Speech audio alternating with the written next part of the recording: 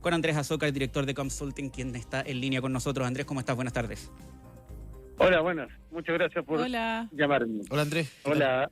Andrés, partiendo por el caso específico y vamos al general, ¿qué es lo que no está haciendo Evelyn Matei? ¿Por qué, a diferencia de otros candidatos como José Antonio Kast, que viene dominando bien las redes desde la elección anterior, e incluso una Janet Jara que ha logrado irrumpir en ese sentido, Evelyn Matei no logra tener una fuerte presencia en redes sociales? Yo creo que al final todo lo que pasa fuera de las redes sociales se nota en las redes sociales. Y en este caso tuvimos una candidata que no ha logrado convertir su perfil en un relato claro en el mundo fuera de offline, por decirlo de alguna manera, y eso también se ha reflejado en el online. Es decir, toda esta incertidumbre, este cambio de planes, esta incoherencia editorial, se ve obviamente reflejada en las redes sociales. Y además, la Evelyn Matei no es una novedad como Janet Jara. Ella viene de una alcaldía, lleva mucho tiempo, y eso que construyó desde la alcaldía no ha sabido replicarlo después en redes sociales. Y tú te das cuenta que en el fondo, cuando una candidatura está acusando que la están hostigando online, desde el gobierno primero y después desde los republicanos, sin ninguna prueba, que probablemente es así, pero tienes que tener pruebas. Entonces, cuando estás más preocupado, más encima de los ataques, en un ambiente donde todos sabemos que es así, te demuestra que su perfil está absolutamente confuso o diluido. Andrés, ¿cuál es el impacto real que tienen las redes sociales hoy día en las candidaturas políticas? En general, más allá de lo que del escenario hoy, ¿no? Que tú lo explicas muy bien, el factor de la novedad de Janet Jara. Johannes Kaiser también tiene su propio estilo, digamos, en redes sociales. Bueno, José Antonio Kast ni hablar, lo viene haciendo hace mucho más tiempo, pero ¿cuál es el impacto real en términos de votación? ¿Cuánto puede influir una buena campaña de redes sociales en el resultado de una elección? Depende mucho de la audiencia a la que busques. Por ejemplo, la audiencia ultra informada, que es la que es, en general, todos los estudios dicen que es la más proclive a la democracia, mayor de edad, ahí la influencia de las redes sociales es muy poca. Pero cuando vas a audiencias jóvenes, generación Z, por ejemplo, necesitas las redes sociales para llegar a ellos. Ellos se informan por las redes sociales, no se informan por los medios tradicionales. La radio es la única que todavía influye, pero en general son gente que se informa por redes sociales. Y desde ese punto de vista, su visión del mundo igual es distinto al que tenemos los mayores, que nos informamos todavía o somos ultra informados. Entonces, para ese tipo de audiencia, sin duda que es importante llegar por las redes sociales. No llega de otra manera. Ahora, ganar una elección, según estudios, no lo estoy diciendo yo, según estudios, eso evidentemente no es... O sea, Trump, que manejó las redes sociales de manera maravillosa, desde el punto de vista de contenido, más allá que a mí, por supuesto, no necesariamente me tiene que gustar, no ganó por eso. No, aparte que esa generación no vota, además.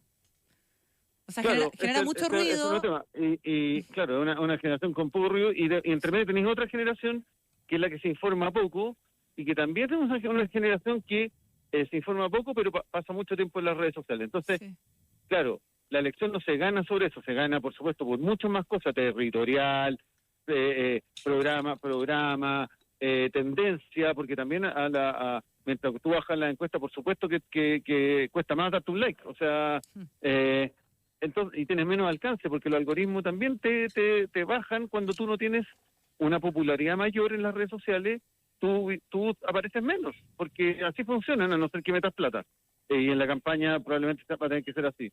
Pero sí, pues, son generaciones complejas, entonces la manera de convencerlos o de llegar a ellos, no sé si lo convence o no, es a través de las redes sociales. Andrés, te quería preguntar respecto de los ganchos, como los mensajes que más permean justamente en las redes sociales y que tú ves como de manera muy patente en algunos candidatos y no ves en otros. Como, ¿cuáles son esos ganchos para comunicar? En general, si tú, por ejemplo, hay diferencias en la estrategia. Janet Jara sabe que en Twitter no va a ganar una elección, entonces sus mensajes son súper pocos, muy pocos. En la primaria era un quinto de los mensajes de Toa, por ejemplo. Entonces, su mensaje es súper acotado. Chile, seguridad. Incluso seguridad, ella la pone como uno de sus ejes, compitiendo, igualándose a José Antonio Kast, que también lo tiene como uno de los principales. Obviamente ella no tiene inmigración de la manera que lo tiene José Antonio Kast, que sí lo tiene muy fuerte. Y si uno se fija, por ejemplo, en TikTok o en Instagram, ella primero instaló su historia, ha ido instalando su historia de una manera que es bastante inteligente, por lo que yo pienso, y esto ha permitido que ella aumente sobre todo las visualizaciones de video en TikTok y en Instagram. Pero en cambio, si uno ve a Evelyn Matei, su mensaje está mucho más diluido. Primero, seguridad fue muy fuerte en abril, después bajó porque puso su hashtag de campaña y diluyó esos temas y aumentaron mucho los temas de los que conversó. Ahora volvió seguridad muy fuerte, entonces eso es que hay un vaivén que no parece bueno, y al final la comunicación en internet es lo más simple posible. No quiero decir que porque la gente no sea tan inteligente, sino que la gente tiene menos retención, entonces el mensaje tiene que ser súper simple. Y en eso ha sido mucho más claro José Antonio Kast y Janet Jara que la Evelyn. Estamos conversando con Andrés Azócar, director de Consulting. En la columna, Andrés, también apuntas a cómo a veces quizás se olvida que los secretos para tener una cuenta exitosa en redes sociales, sea un político o sea una pyme, quizás es más o menos lo mismo, ¿no? Crecer de manera constante en seguidores y de alcance. Otro punto clave es que la gente hable de él o ella de manera masiva y permanente. Cuando apuntas que se hable del candidato o candidata de manera masiva y permanente, ¿es necesariamente hablar en positivo o la lógica de toda publicidad es buena publicidad? No. Yo creo que tienen que hablar en positivo, pero lo que pasa en las redes sociales es que cuando tú te generas una tendencia, finalmente la gente empieza más a hablar de ti. Aunque sea negativo, cuando tú estás en una tendencia, la gente empieza a hablar mucho más de ti. Entonces, mira, hay una cosa muy curiosa que hacen la generación Z, que van escuchando palabras que se hacen populares y las convierten en meme coins y las transan comercialmente. Al final, la popularidad es una transacción. Es decir, si a ti te va bien, evidentemente te haces más viral. Si la gente habla más de ti, te haces más viral. La gente más conversa de ti y la gente más apuesta por ti. Y eso es lo que para todos los candidatos es complejo, porque en el fondo significa salirte de tu perfil, a lo mejor más conservador, más tradicional, y convertirte en otra cosa. Pero no se trata, si ustedes ven la cuenta de Antonio Kast, él no es una persona que anda tirando fuego por la boca o haciendo malabares, porque él ya construyó esa imagen, ya se construyó un relato sobre él en un Chile que, nos guste o no, está buscando otras cosas. Y en cambio Matei no ha logrado ese hilo, que significa finalmente que en tu cuenta hablen de ti más, pero también que la gente hable más de ti y te haga más viral, más popular, y al mismo tiempo la gente te transe más y apueste más por ti. Andrés, a tu juicio, ¿quién está sacando mejor provecho de las redes sociales en esta campaña? Mira, yo debo decir que me sorprendió con la campaña de Janet Jara, básicamente en Instagram y TikTok. Creo que está aprovechando muy bien su naturalidad, que no es necesariamente superficialidad. Para mí hay un video que representa todo su buena campaña, que aunque es ella haciéndole cariño a su perro, mientras cuenta su historia política, que no necesariamente es muy popular, pero lo hace de esa manera. Entonces genera una empatía sobre ella que a mí me sorprende, porque lo han hecho muy bien y muy rápido. Por lo mismo crecieron muy rápido. Uno puede decir, es la militancia PC que está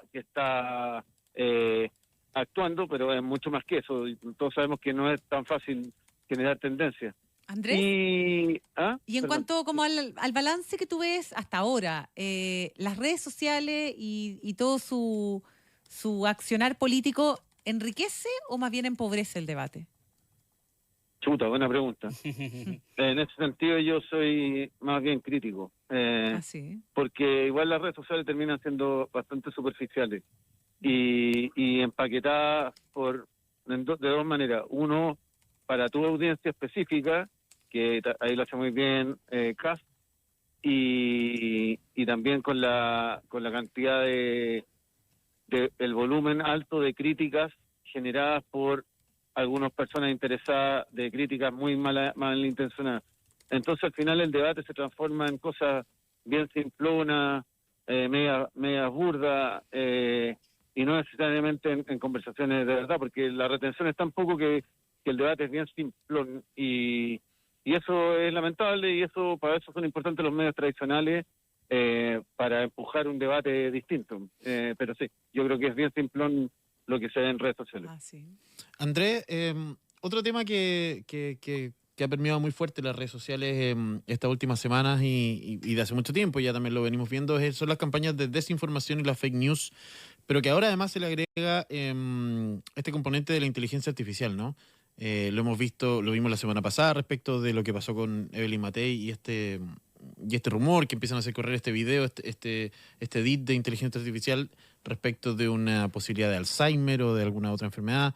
¿Qué se hace con eso, no? ¿Y cuánto pueden influir también estas campañas y estos bots, estos ejércitos que están detrás de...